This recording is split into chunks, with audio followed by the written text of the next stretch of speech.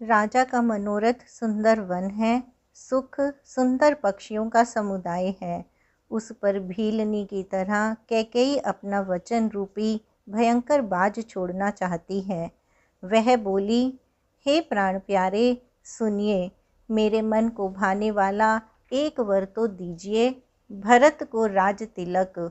और हे नाथ, दूसरा वर भी मैं हाथ जोड़कर मांगती हूँ, मेरा मनोरथ पूरा कीजिए। तपस्वियों के वेश में विशेष उदासीन भाव से, राज्य और कुटुंब आदि की ओर से भली भांति उदासीन होकर, विरक्त मुनियों की भांति राम 14 वर्ष तक वन में निवास करे। कैकेयी के कोमल वचन सुनकर राजा के हृदय में ऐसा शोक हुआ जैसे चंद्रमा की किरणों के स्पर्श से चकवा विकल हो जाता है। राजा सहम गए, उनसे कुछ कहते न बना, मानो बाज वन में बटेर पर झपटा हो। राजा का रंग बिल्कुल उड़ गया, मानो ताड़ के पेड़ को बिजली ने मारा हो। वही हाल राजा का हुआ। माथे पर हाथ रखकर दोनों नेत्र बंद करके राजा ऐसे सोच करने लगे मानो साक्षात सोच ही शरीर धारण कर सोच कर रहा हो। वे सोचते हैं, हाय, मेरा मनोरथ रूपी कल्प वृक्ष फूल चुका था, परंतु फलते समय कैकेयी ने हथिनी की तरह उसे जड़ समेत उखाड़कर नष्ट कर डाला। कैकेयी ने अयोध्या को उजाड़ कर दिया और विपत्ति की अचल नींव डाल दी। किस अवसर पर क्या हो गया? स्त्री का विश्वास करके मैं वैसे ही मारा गया जैसे योग की सिद्धि रूपी फल मिलने के समय योगी को अविद्या नष्ट कर देती है। इस प्रकार राजा मन ही मन झींक रहे हैं। राजा का ऐसा बुरा हाल देखकर दुर्बुद्धि कैकेयी मन में बुरी तरह से क्रोधित हुई और बोली, क्या भरत आपके पुत्र नहीं हैं? क्या मुझे आप दाम देकर खरीद लाए हैं? क्या मैं आपकी विवाहिता पत्नी नहीं हूँ? जो मेरा वचन सुनते ही आपको बाण सा लगा, तो आप सोच समझकर बात क्यों नहीं कहते? उत्तर दीजिए, हाँ कीजिए, नहीं तो ना ही कर दीजिए। आप रघुवंश में सत्य प्रतिज्ञा वाले हैं। आपने ही वर देने को कहा था, अब भले ही न दीजिए। सत्य को छोड़ दीजिए और जगत में अपयश लीजिए। सत्य की बड़ी सराहना करके वर देने को कहा था, समझा था कि यह चबेना ही मांग लेगी। राजा शिबी, दधीची और बलि ने जो कुछ कहा, शरीर और धन त्याग कर भी उन्होंने अपने वचन की प्रतिज्ञा को निभाया। कैकेयी बहुत ही कड़वे वचन कह रही है, मानो जले पर नमक छिड़क रही हो। धर्म की धुरी को धारण करने वाले राजा दशरथ ने धीरज धरकर नेत्र खोले और सिर धुनकर तथा लंबी सांस लेकर इस प्रकार कहा कि इसने मुझे बड़े कुठोर मारा, ऐसी कठिन परिस्थिति उत्पन्न कर दी जिससे बच निकलना कठिन हो गया। प्रचंड क्रोध से जलती हुई कैकेयी सामने इस प्रकार दिखाई पड़ी, मानो क्रोध रूपी तलवार नंगी खड़ी हो। कुबुद्धि उस तलवार की मूठ है, निष्ठुरता ढार है, और वह कुबरी मंथरा रूपी सान पर धरकर तेज की हुई है। राजा ने देखा कि यह तलवार बड़ी ही भयानक और कठोर है और सोचा, क्या सत्य ही यह मेरा जीवन लेगी? राजा अपनी छाती कड़ी करके बहुत ही नम्रता के साथ कैकेयी को प्रिय लगने वाली वाणी बोले, हे प्रिय, हे भीरु, विश्वास और प्रेम को नष्ट करके ऐसे बुरी तरह के वचन कैसे कह रही हो? मेरे तो भरत और रामचंद्र 2 आँखें हैं, यह मैं शंकर जी की साक्षी देकर सत्य कहता हूँ। मैं अवश्य सवेरे ही दूत भेजूँगा। दोनों भाई भरत और शत्रुघ्न सुनते ही तुरंत आ जाएंगे। अच्छा दिन शोधवाकर सब तैयारी करके डंका बजाकर मैं भरत को राज्य दे दूंगा। राम को राज्य का लोभ नहीं है और भरत पर उनका बड़ा ही प्रेम है। मैं ही अपने मन में बड़े छोटे का विचार करके राजनीति का पालन कर रहा था। राम की 100 बार सौगंध खाकर मैं स्वभाव से ही कहता हूँ कि राम की माता कौशल्या ने इस विषय में मुझसे कभी कुछ नहीं कहा। अवश्य ही मैंने तुमसे बिना पूछे यह सब किया, इसी से मेरा मनोरथ खाली गया। अब क्रोध छोड़ दे और मंगल साज सज। कुछ ही दिनों बाद भरत युवराज हो जाएंगे। एक ही बात का मुझे दुख लगा कि तूने दूसरा वरदान बड़ी अड़चन का मांगा। उसकी आँच से अब भी मेरा हृदय जल रहा है। यह दिल लगी में, क्रोध में अथवा सचमुच ही सच्चा है। क्रोध को त्याग कर राम का अपराध तो बता। सब कोई तो कहते हैं कि राम बड़े ही साधु हैं। तो स्वयं भी राम की सराहना करती और उन पर स्नेह किया करती थी। अब यह सुनकर मुझे संदेह हो गया है कि तुम्हारी प्रशंसा और स्नेह कहीं झूठे तो न थे। जिसका स्वभाव शत्रु को भी अनुकूल है, वह माता के प्रतिकूल आचरण क्यों करेगा। हे प्रिय, हंसी और क्रोध छोड़ दे और विवेक विचार कर वर मांग, जिससे अब मैं नेत्र भरकर भरत का राज्याभिषेक देख सकूं।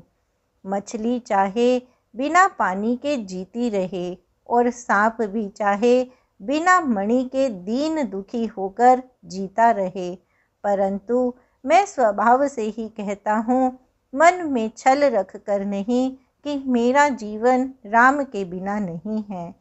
हे चतुर प्रिय, जी में समझ देख, मेरा जीवन श्री राम के दर्शन के अधीन है। राजा के कोमल वचन सुनकर दुर्बुद्धि कैकेयी अत्यंत जल रही है, मानो अग्नि में घी की आहुतियाँ पड़ रही हैं। कैकेयी कहती हैं, आप करोड़ों उपाय क्यों न करें, यहाँ आपकी माया नहीं लगेगी। या तो मैंने जो मांगा है सो दीजिए, नहीं तो ना ही करके अपयश लीजिए। मुझे बहुत प्रपंच नहीं सुहाते। राम साधु हैं, आप सयाने साधु हैं और राम की माता भी भली हैं। मैंने सबको पहचान लिया है। कौशल्या ने मेरा जैसा भला चाहा है, मैं भी साका करके उन्हें वैसा ही फल दूंगी। सवेरा होते ही मुनि का वेश धारण कर यदि राम वन को नहीं जाते, तो हे राजन, मन में निश्चय लीजिए कि मेरा मरना होगा और आपका अपयश। ऐसा कहकर कुटिल कैकेयी उठ खड़ी हुई, मानो क्रोध की नदी उमड़ी हो। वह नदी पाप रूपी पहाड़ से प्रकट हुई है और क्रोध रूपी जल से भरी है। ऐसी भयानक है कि देखी नहीं जाती। दोनों वरदान उस नदी के किनारे हैं। कैकेयी का कठिन हठ ही उसकी धारा है और कुबरी मंथरा के वचनों की प्रेरणा ही भंवर है। वह क्रोध रूपी नदी राजा दशरथ रूपी वृक्ष को जड़ मूल से ढहाती हुई विपत्ति रूपी समुद्र की ओर चली है। राजा ने समझ लिया कि बात सचमुच सच्ची है। स्त्री के बहाने मेरी मृत्यु ही सिर पर नाच रही है। तदनंतर राजा ने कैकेयी के चरण पकड़कर उसे बिठाकर विनती की कि तू सूर्य कुल के लिए कुल्हाड़ी मत बन।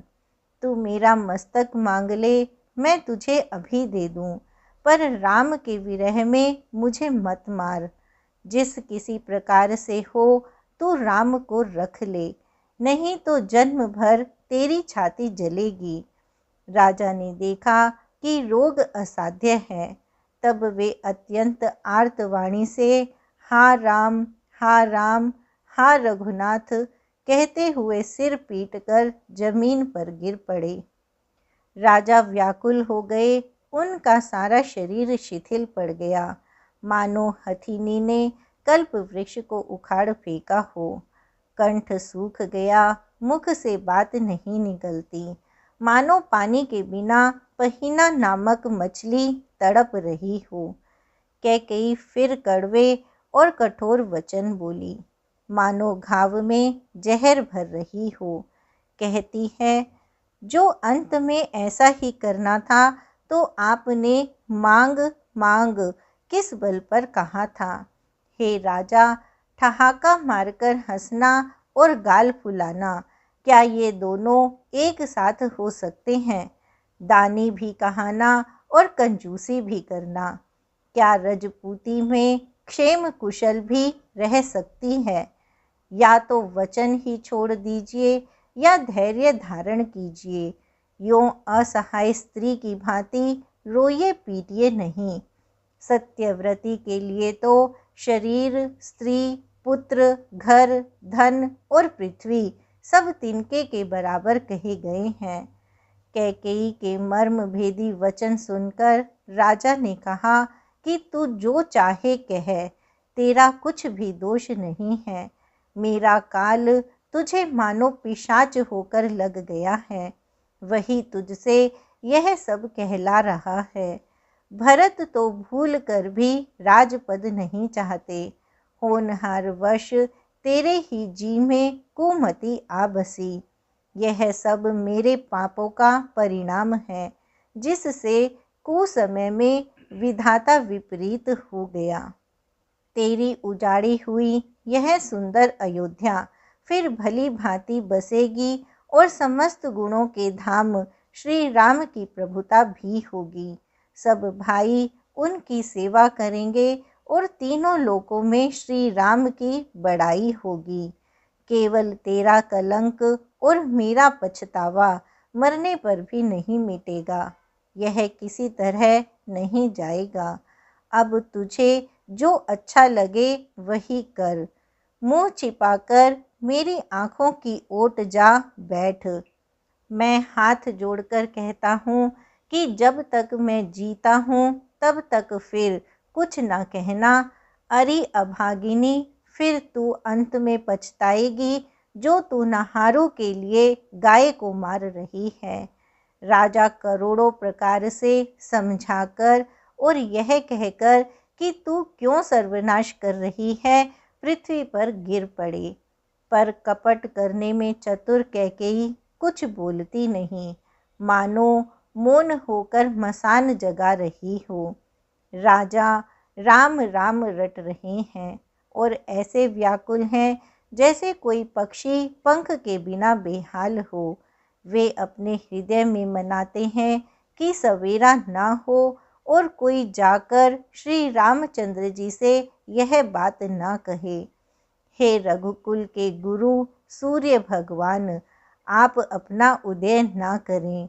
अयोध्या को बेहाल देखकर आपके हृदय में बड़ी पीड़ा होगी।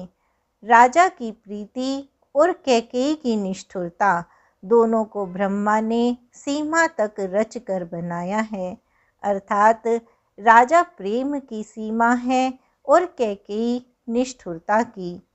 विलाप करते करते ही राजा को सवेरा हो गया। राजद्वार पर वीणा, बांसुरी और शंख की ध्वनि होने लगी। भाट लोग विरुदावली पढ़ रहे हैं और गवैये गुणों का गान कर रहे हैं। सुनने पर राजा को वे बाण जैसे लगते हैं। राजा को ये सब मंगल साज कैसे नहीं सुहा रहे हैं, जैसे पति के साथ सती होने वाली स्त्री को आभूषण। श्री रामचंद्र जी के दर्शन की लालसा और उत्साह के कारण उस रात्रि में किसी को भी नींद नहीं आई। राजद्वार पर मंत्रियों और सेवकों की भीड़ लगी है। वे सब सूर्य को उदय हुआ देखकर कहते हैं कि ऐसा कौन सा विशेष कारण है कि अवधपति दशरथ जी अभी तक नहीं जागे। राजा नित्य ही रात के पिछले पहर जाग जाया करते हैं, किंतु आज हमें बड़ा आश्चर्य हो रहा है। हे सुमंत्र, जाओ, जाकर राजा को जगाओ, उनकी आज्ञा पाकर हम सब काम करें। तब सुमंत्र राजमहल में गए, पर महल को भयानक देखकर वे जाते हुए डर रहे हैं। ऐसा लगता है मानो दौड़कर काट खाएगा, उसकी ओर देखा भी नहीं जाता।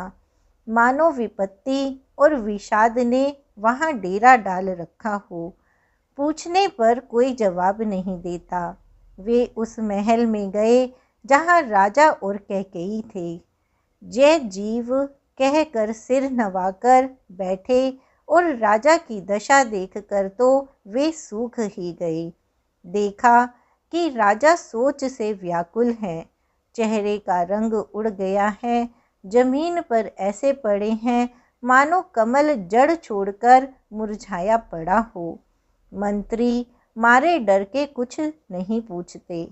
तब अशुभ से भरी हुई और शुभ से विहीन कैकेयी बोली, राजा को रात भर नींद नहीं आई। इसका कारण जगदीश्वर ही जाने।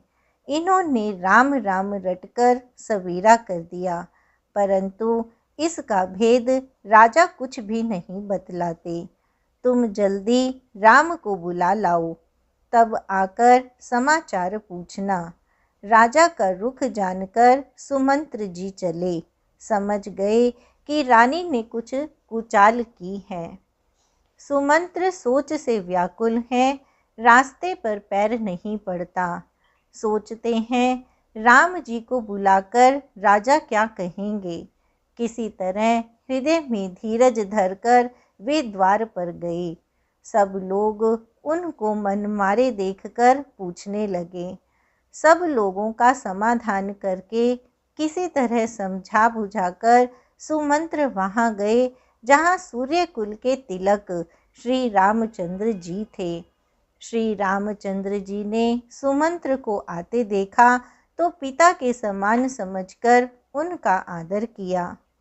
श्री रामचंद्र जी के मुख को देखकर और राजा की आज्ञा सुनाकर वे रघुकुल के दीपक श्री रामचंद्र जी को अपने साथ लिवा चले। श्री रामचंद्र जी मंत्री के साथ बुरी तरह से बिना किसी लवाज में के जा रहे हैं। यह देखकर लोग जहाँ तहाँ विषाद कर रहे हैं। रघुवंश मणि श्री रामचंद्र जी ने जाकर देखा कि राजा अत्यंत ही बुरी हालत में पड़े हैं, मानो सिंहनी को देखकर कोई बूढ़ा गजराज सहम कर गिर पड़ा हो। राजा के होंठ सूख रहे हैं और सारा शरीर जल रहा है, मानो मणि के बिना सांप दुखी हो रहा हो। पास ही क्रोध से भरी कैकेयी को देखा, मानो साक्षात मृत्यु ही बैठी घड़ियां गिन रही हो। श्री रामचंद्र जी का स्वभाव कोमल और करुणामय है। उन्होंने अपने जीवन में पहली बार यह दुख देखा। इससे पहले कभी उन्होंने दुख सुना भी न था। तो भी समय का विचार करके हृदय में धीरज धरकर उन्होंने मीठे वचनों से माता कैकेयी से पूछा, हे माता, मुझे पिताजी के दुख का कारण कहो, ताकि जिससे उसका निवारण हो वह यत्न किया जाए। कैकेयी ने कहा, हे राम, सुनो, सारा कारण यही है कि राजा का तुम पर बहुत स्नेह है। इन्होंने मुझे 2 वरदान देने को कहा था। मुझे जो कुछ अच्छा लगा वही मैंने मांगा। उसे सुनकर राजा के हृदय में सोच हो गया, क्योंकि ये तुम्हारा संकोच नहीं छोड़ सकते। इधर तो पुत्र का स्नेह है और उधर वचन। राजा इसी धर्म संकट में पड़ गए हैं। यदि तुम कर सकते हो तो राजा की आज्ञा शिरोधार्य करो और इनके कठिन कलेश को मिटाओ। कैकेयी बेधड़क बैठी ऐसी कड़वी वाणी कह रही है जिसे सुनकर स्वयं कठोरता भी अत्यंत व्याकुल हो उठी। जीभ धनुष है वचन बहुत से तीर हैं और मानो राजा ही कोमल निशाने के समान है। इस सारे साज सामान के साथ मानो स्वयं कठोरपन श्रेष्ठ वीर का शरीर धारण करके धनुष विद्या सीख रहा है। श्री रघुनाथ जी को सब हाल सुनाकर वह ऐसे बैठी हैं मानो निष्ठुरता ही शरीर धारण किए हुए हो। सूर्य कुल के सूर्य स्वाभाविक ही आनंद निधान श्री रामचंद्र जी मन में मुस्कुराकर सब दूषणों से रहित ऐसे कोमल और सुंदर वचन बोले जो मानो वाणी के भूषण ही थे।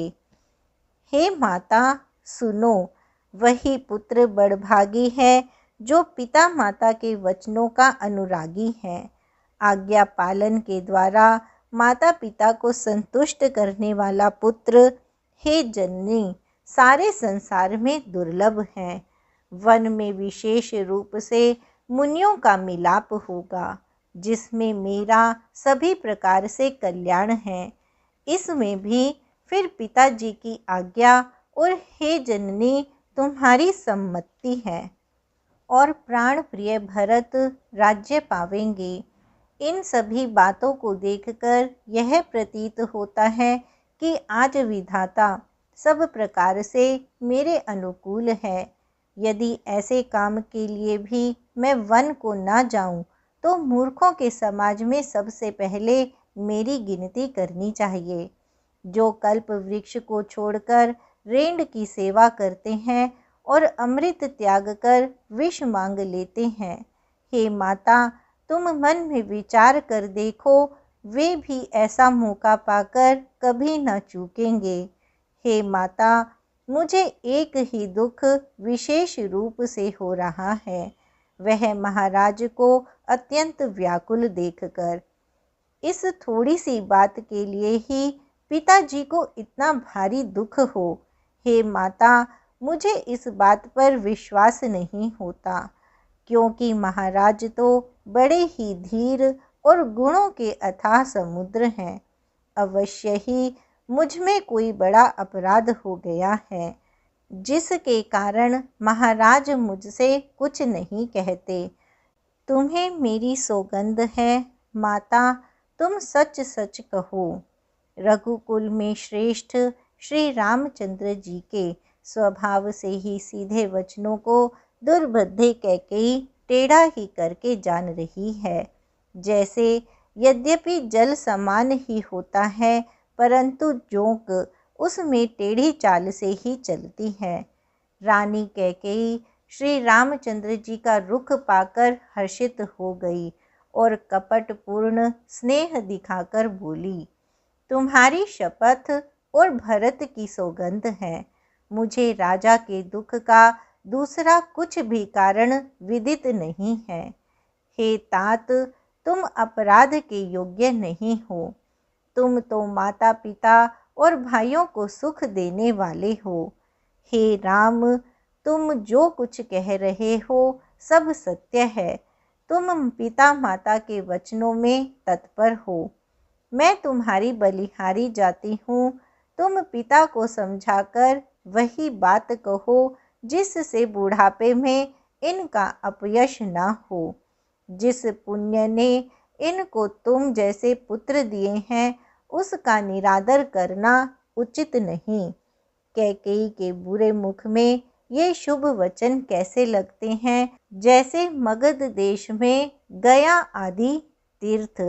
श्री रामचंद्र जी को माता कैकेयी के सब वचन ऐसे अच्छे लगे जैसे गंगा जी में जाकर जल शुभ सुंदर हो जाता है।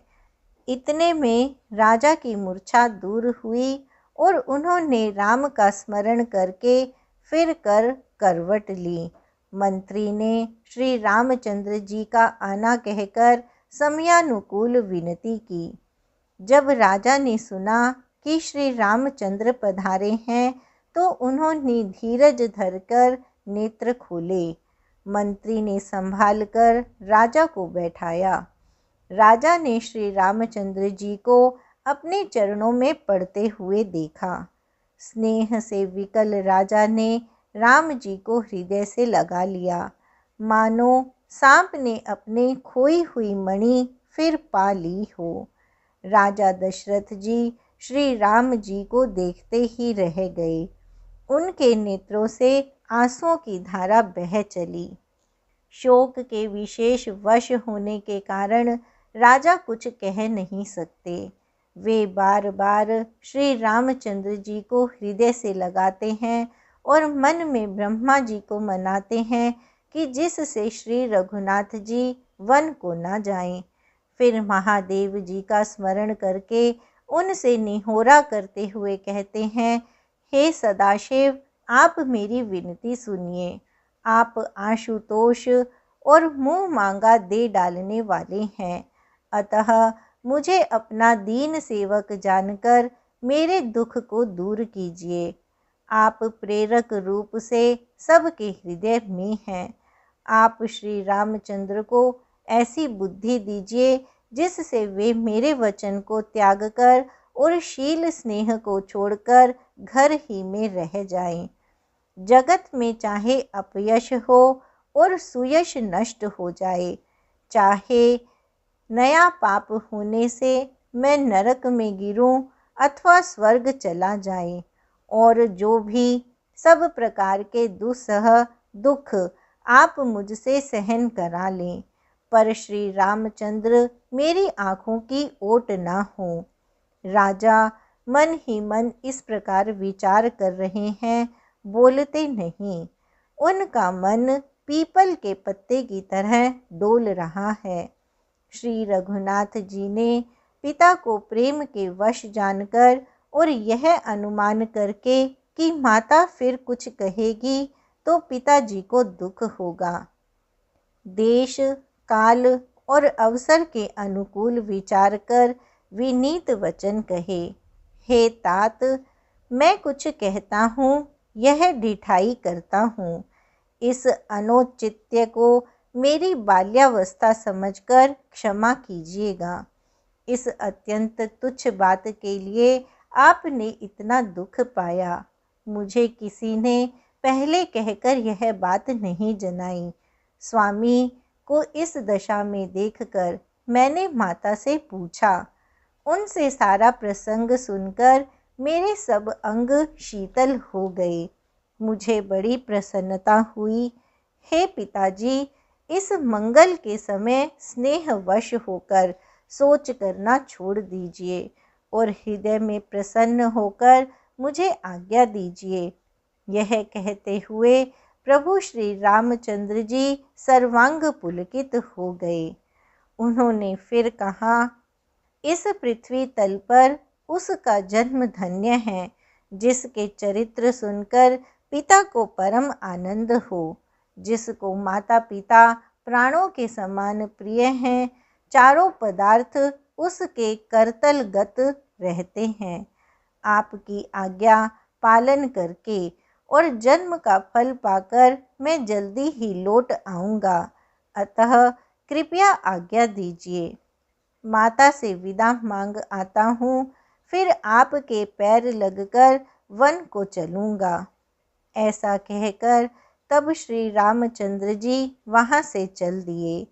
राजा ने शोकवश कोई उत्तर नहीं दिया। वह बहुत ही तीखी बात नगर भर में इतनी जल्दी फैल गई, मानो डंक मारते ही बिच्छू का विष सारे शरीर में चढ़ गया हो। इस बात को सुनकर सब स्त्री पुरुष ऐसे व्याकुल हो गए जैसे दावानल देखकर बेल और वृक्ष मुरझा जाते हैं। जो जहाँ सुनता है वह वहीं सिर धुनने लगता है। बड़ा विषाद है, किसी को धीरज नहीं बंधता। सबके मुख सूखे जाते हैं, आँखों में आंसू बहते हैं, शोक हृदय में नहीं समाता। मानो करुणा रस की सेना अवध पर डंका बजाकर उतर आई हो। सब मेल मिल गए थे, सब संयोग ठीक हो गए थे। इतने में ही विधाता ने बात बिगाड़ दी। जहाँ तहाँ लोग कैकेयी को गाली दे रहे हैं। इस पापिन को क्या सूझ पड़ा जो इसने छाए घर पर आग रख दी। यह अपने हाथ से अपनी आँखों को निकालकर देखना चाहती है और अमृत फेंककर विष चखना चाहती है। यह कुटिल, कठोर, दुर्बुद्धि और अभागिनी कैकेयी रघुवंश रूपी बांस के वन के लिए अग्नि हो गई।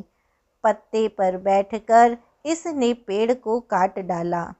सुख में शोक का ढाट ढट कर रख दिया। श्री रामचंद्र जी इसे सदा प्राणों के समान प्रिय थे, फिर भी ना जाने किस कारण इसने यह कुटिलता ठानी। कवि सत्य ही कहते हैं कि स्त्री का स्वभाव सब प्रकार से पकड़ में न आने योग्य, अथाह और भेद भरा होता है। अपनी परछाई भले ही पकड़ जाए, पर भाई स्त्रियों की चाल नहीं जानी जाती। आग क्या नहीं जला सकती, समुद्र में क्या नहीं समा सकता, अबला कहाने वाली प्रबल स्त्री क्या नहीं कर सकती, और जगत में काल किस को नहीं खाता। विधाता ने क्या सुनाकर क्या सुना दिया, और क्या दिखाकर अब वह क्या दिखाना चाहता है। एक कहते हैं कि राजा ने अच्छा नहीं किया, दुर्बुद्धि कैकेयी को विचार कर वर नहीं दिया।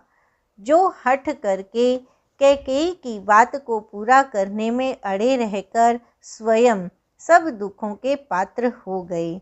स्त्री के विशेष वश होने के कारण मानो उनका ज्ञान और गुण जाता रहा। दूसरे जो धर्म की मर्यादा को जानते हैं और सयाने हैं, वे राजा को दोष नहीं देते। वे शिबी, दधीची और हरिश्चंद्र की कथा एक दूसरे से बखान कर कहते हैं। कोई एक इसमें भरत जी की सम्मति बताते हैं, कोई एक सुनकर उदासीन भाव से रह जाते हैं, कुछ बोलते नहीं।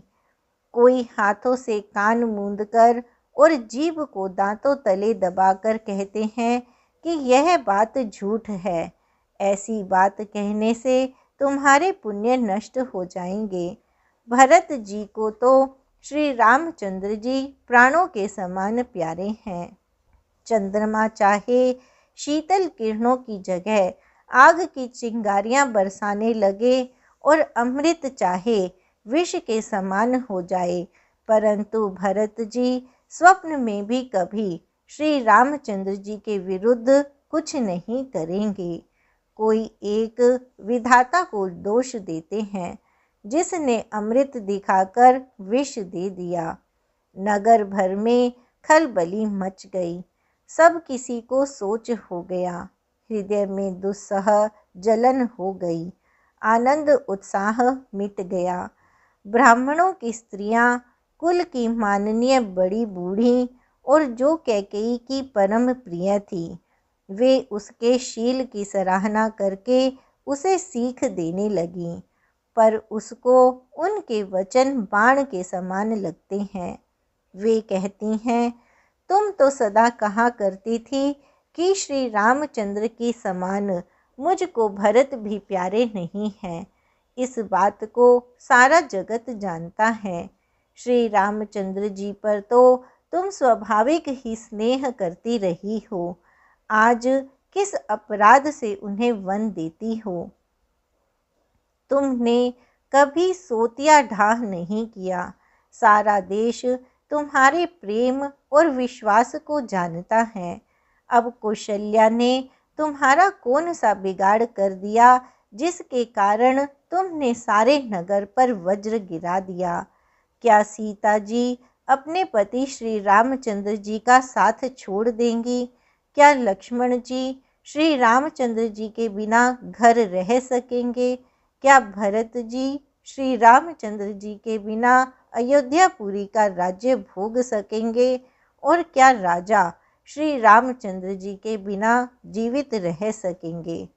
अर्थात न सीता जी यहाँ रहेंगी, न लक्ष्मण जी रहेंगे, न भरत जी राज्य करेंगे, और न राजा ही जीवित रहेंगे, सब उजाड़ हो जाएगा।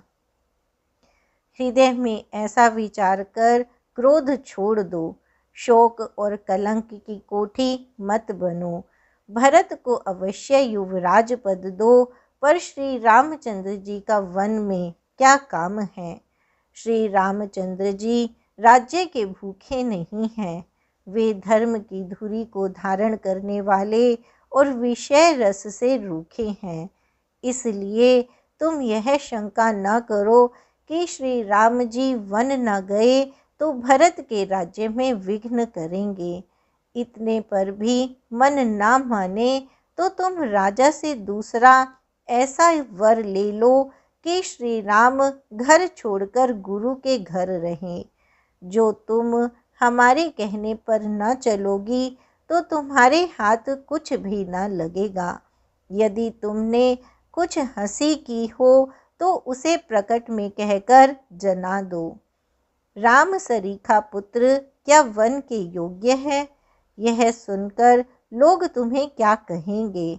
जल्दी उठो और वही उपाय करो जिस उपाय से इस शोक और कलंक का नाश हो। जिस तरह नगर भर का शोक और तुम्हारा कलंक मिटे, वही उपाय करके कुल की रक्षा कर। वन जाते हुए श्री राम जी को हठ करके लौटा ले, दूसरी कोई बात न चला। तुलसीदास जी कहते हैं, जैसे सूर्य के बिना दिन, प्राण के बिना शरीर और चंद्रमा के बिना रात निर्जीव तथा शोभाहीन हो जाती है, वैसे ही श्री रामचंद्र जी के बिना अयोध्या हो जाएगी। हे भामिनी, तू अपने हृदय में इस बात को विचार कर देख। इस प्रकार सखियों ने ऐसी सीख दी जो सुनने में मीठी और परिणाम में हितकारी थी, पर कुटिला कुबरी की सिखाई पड़ी हुई कैकेयी ने इस पर जरा भी कान नहीं दिया। कैकेयी कोई उत्तर नहीं देती, वह दुस्सह क्रोध के मारे रूखी हो रही है। ऐसी दिखती है मानो भूखी बाघिन हरिणियों को देख रही हो। तब सखियों ने रोग को असाध्य समझकर उसे छोड़ दिया। सब उसको मंद बुद्धि अभागिनी कहती हुई चल दी। राज्य करते हुए इस कैकेयी को देव ने नष्ट कर दिया। इसने जैसा कुछ किया वैसा कोई भी न करेगा।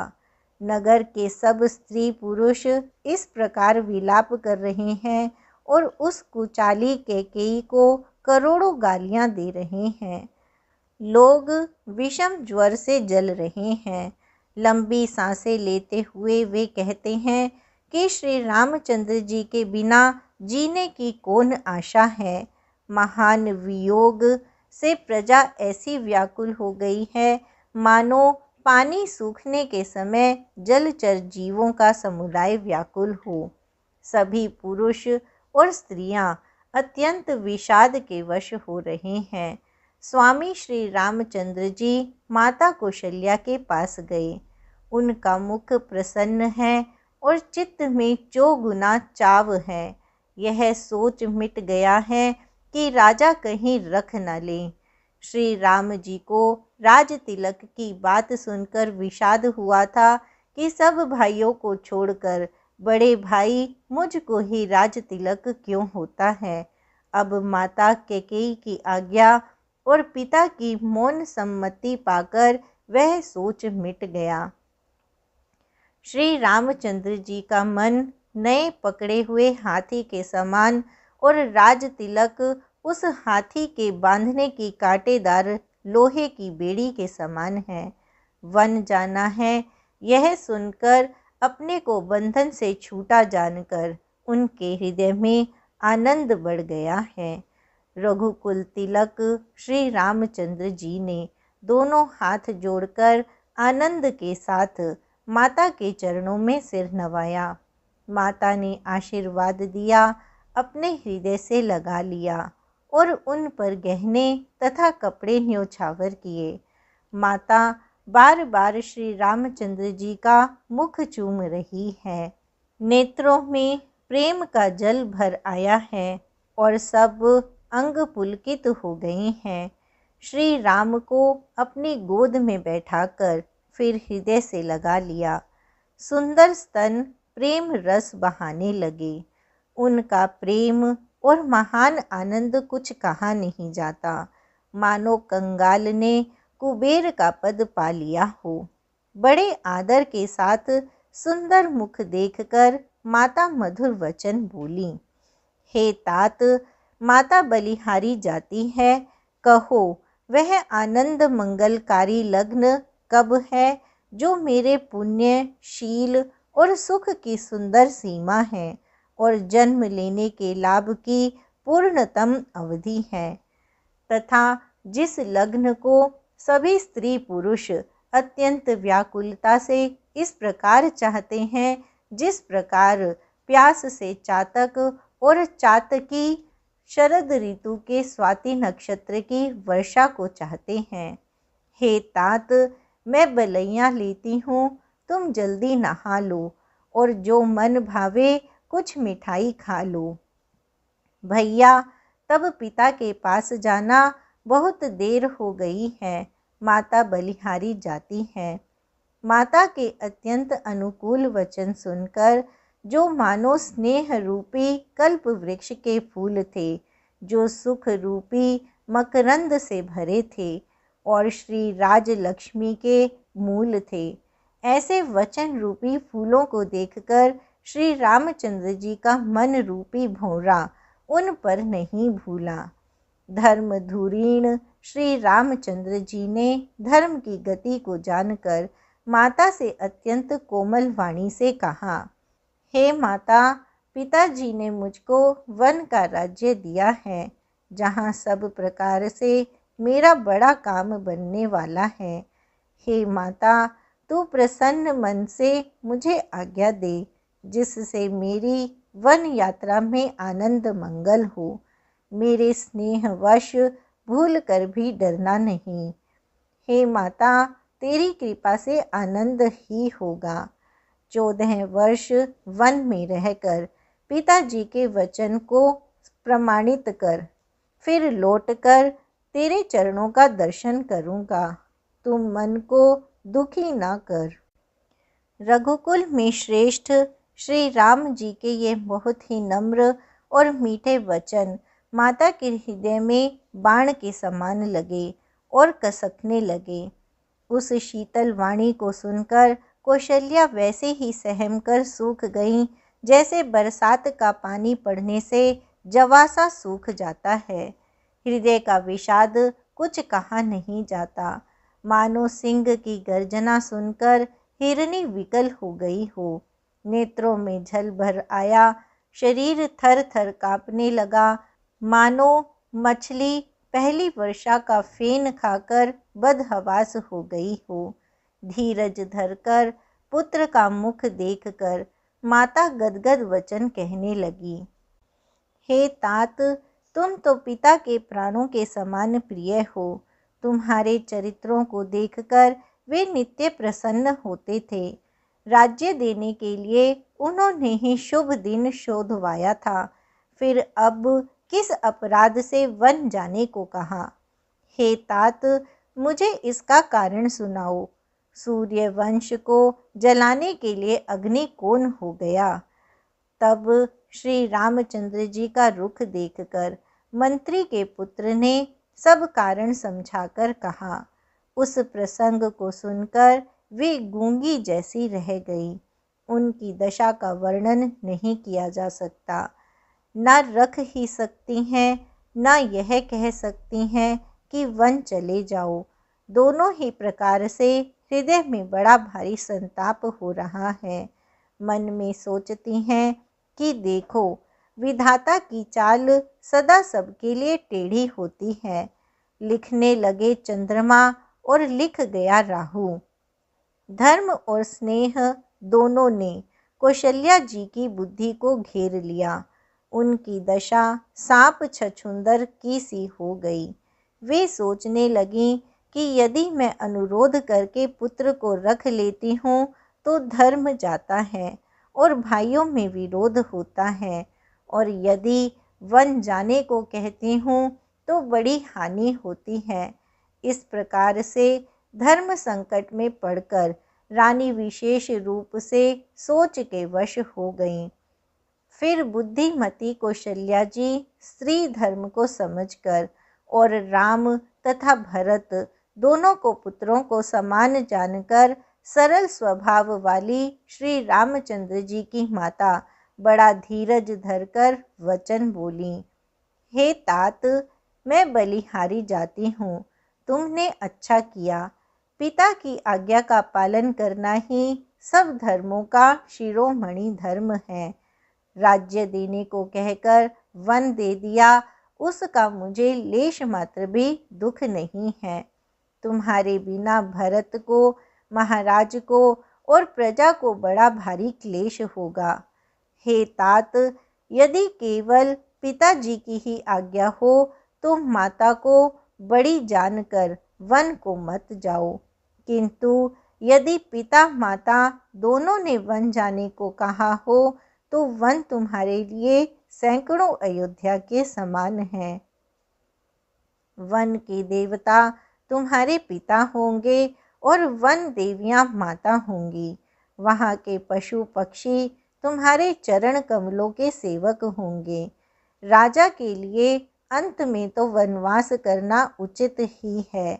केवल तुम्हारी अवस्था को देखकर हृदय में दुख होता है। हे रघुवंश के तिलक, वन बड़ा भाग्यवान है और यह अवध अभागी है जिसे तुमने त्याग दिया। हे पुत्र, यदि मैं कहूँ कि मुझे भी साथ ले चलो तो तुम्हारे हृदय में संदेह होगा कि माता इसी बहाने मुझे रोकना चाहती हैं। हे पुत्र, तुम सभी के परम प्रिय हो, प्राणों के प्राण और हृदय के जीवन हो। वही तुम कहते हो कि माता, मैं वन को जाऊं, और मैं तुम्हारे वचनों को सुनकर बैठी पछताती हूँ। यह सोचकर झूठा स्नेह बढ़ाकर मैं हठ नहीं करती। बेटा, मैं बलैया लेती हूँ, माता का नाता मानकर मेरी सुध भूल न जाना। हे गोसाई, सब देव और पितर तुम्हारी वैसे ही रक्षा करें जैसे पलकें आँखों की रक्षा करती हैं।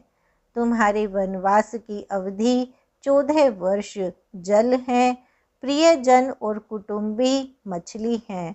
तुम दया की खान और धर्म की धुरी को धारण करने वाले हो।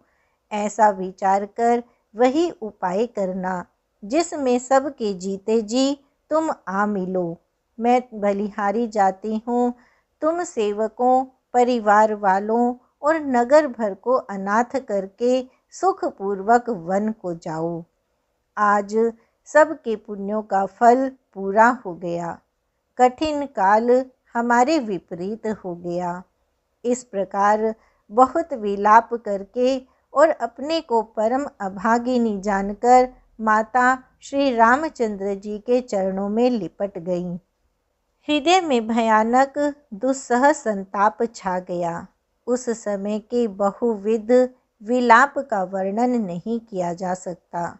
श्री रामचंद्र जी ने माता को उठाकर हृदय से लगा लिया और फिर कोमल वचन कहकर उन्हें समझाया।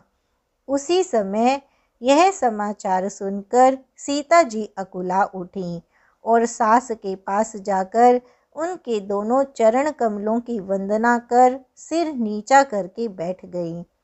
सास ने कोमल वाणी से आशीर्वाद दिया।